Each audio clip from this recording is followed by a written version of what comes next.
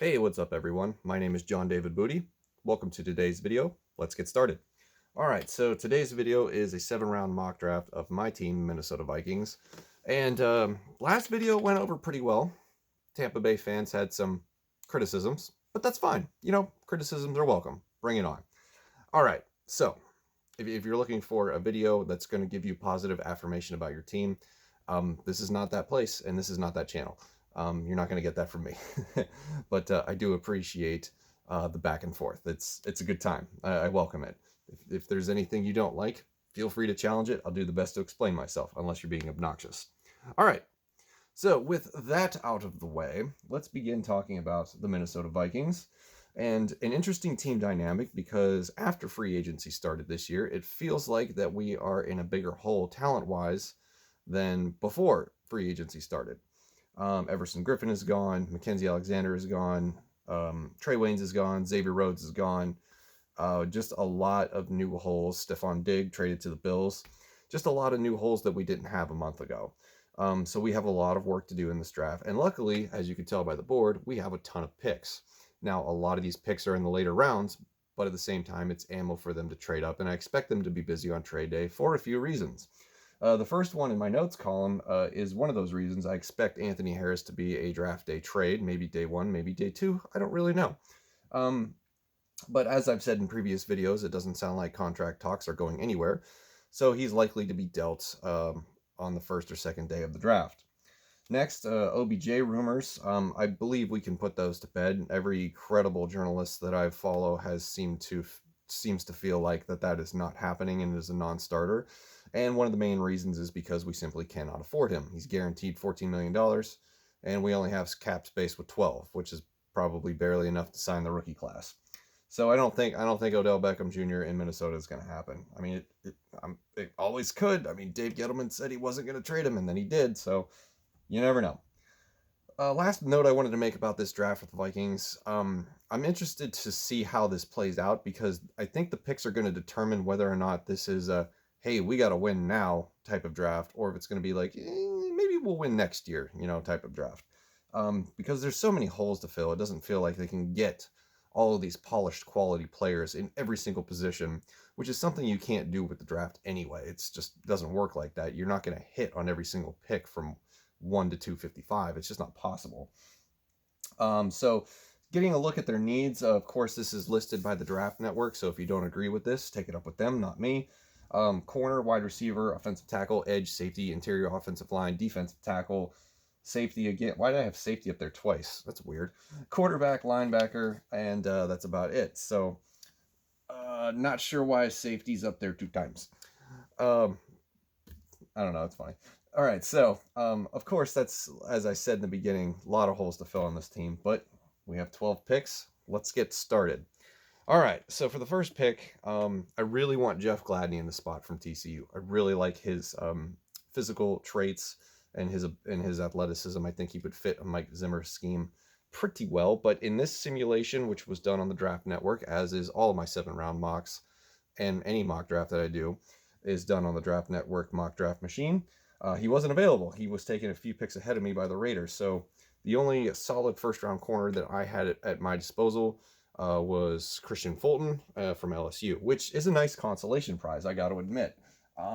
Do I think Christian Fulton will be available at 22? No, I really don't. Would I like him to be available at 22? Sure, hell yes, sign me up. That's going to drive me nuts if that's not straight. That's good enough. So like I said, I'd like to have Jeff Gladney, but if he's not available, I can't take him. I have to, follow some sort of rules. Otherwise, this doesn't make any sense. All right, moving on. I think the first pick for the Vikings is pretty obvious. Next, they could go a number of different ways. Do you get a wide receiver here? Maybe you go safety. I really wouldn't, but it's possible. Maybe you go with interior offensive line. Cesar Ruiz could be an interesting pick. Move him to guard. But I don't think that that's likely. I think what they're going to do is they're going to go with Isaiah Wilson, who is the other offensive tackle from Georgia. And at this point in the draft, I really would have taken any of the top offensive tackles. If Josh Jones had been there, I would have taken him. But my choices were between Isaiah Wilson, Ezra Cleveland, and Austin Jackson as the best 3 on the board at this pick. What I think they could do with this is have Isaiah Wilson play on the left side, moved Riley Reef inside to play guard. It's, you know, a sort of experiment that didn't work with Mike Rimmers the previous time. But I think that that's from what I've read, the guards that are available in this draft are the interior offensive linemen. The Vikings are not very excited about. They don't feel like there's a player in this pool that's going to fit what they want to do. So I think that this could be the route that they go. And if there is a really good offensive tackle at this spot, I think they're going to take him. All right, so moving on, second round, pick 58. This is where I wanted to get a wide receiver, and unfortunately the one I wanted wasn't available. I wanted to get Laviska Shenault, but he went a few picks ahead of me. So I had to settle. I went with T. Higgins from Clemson, which isn't a bad, you know, consolation. I'll say that again. I like T. Higgins. He's 6'4". He's an absolute big target, and he can go get passes. He can go get those errant passes that are just a little bit out of reach from defenders and whatnot. So he's got the ability to go up and get it, and that's what I like. You know, 6'4". Please go up and get the ball. You know, throw it up and I'll bring it down. Not trying to make comparisons to Randy Moss, but I'd like to see stuff like that again. All right, I'm gonna do this kind of quick because we got a lot of picks to get through. Round 3, pick 89. This time I went best player available and need. We need more defensive tackle help on the defensive line, and so I decided to go with Jordan Elliott, defensive tackle from Missouri. And Jordan Elliott is somebody that has been linked to the Minnesota Vikings so far in this process. They've had they've had some kind of interaction with him. It was PFF listed it as these are players who've had contact with the Minnesota Vikings, and he was one of them. So I don't know if it's been like a conference call or if it was any combine, what have you. It could have been a number of things. I didn't dive into it any further because the point is that they've made contact, showing that they wanted to get him to know him better. And we need a defensive tackle. I know we got Michael Pierce in free agency from Baltimore, but one more can't hurt. All right, moving on. We're still in, what round are we in now? Round 3, pick 105. As I do think the Anthony Harris trade is going to happen, so we're going to need another safety. So I went with Kevon Wallace from Clemson. After Wallace comes off the board, I'm not too excited about any of the remaining safeties. I know there's some good ones out there, but if I want somebody that can replace Anthony Harris, which is going to be hard to do, I'd like to try Wallace out and see how he does. All right, moving on to round 4, we got pick 132, and I'm going to go with James Prochet out of SMU. I like this kid. He's kind of interesting. Definitely a playmaker for him, and he also played opposite of Cortland Sutton before he got drafted by the Broncos. There's just another weapon that we could use in the offense for Kirk Cousins. So you could have like Adam Thielen, T. Higgins, James Prochet. He's more of that, kind of put him in movement, throw him in the flats, let him get in space. And I think that'd be exciting. All right, moving on to the 5th round, pick 155. This is where I decided to think about the future and go with a project quarterback. And I went with Anthony Gordon, the quarterback from Washington State. And Gordon's interesting. He plays like he doesn't give a shit, and that's actually kind of awesome. He's like, what, consistent throwing mechanics? Who needs that? And he makes it work. He's a 1-year starter. So there's a lot of learning to do, but his arm talent is really nice, and watching him throw balls is pretty entertaining. So I'm on board. It's not somebody that's going to play this year. He can sit and learn behind Kirk Cousins for 2 years. We can even bring in another starter. I guess they want to keep Sean Mannion. I don't know why.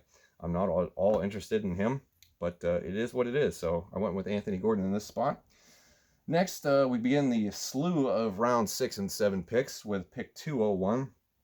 For this pick, I decided more corner depth because we need it. Lamar Jackson from Nebraska. Not Baltimore's Lamar Jackson in any sense of a comparison, but a Lamar Jackson that we need because he plays a position that we desperately need to start filling up. And like I said, Mackenzie Alexander, Trey Waynes, Xavier Rhodes, all gone. Mike Hughes is going to need a partner in crime.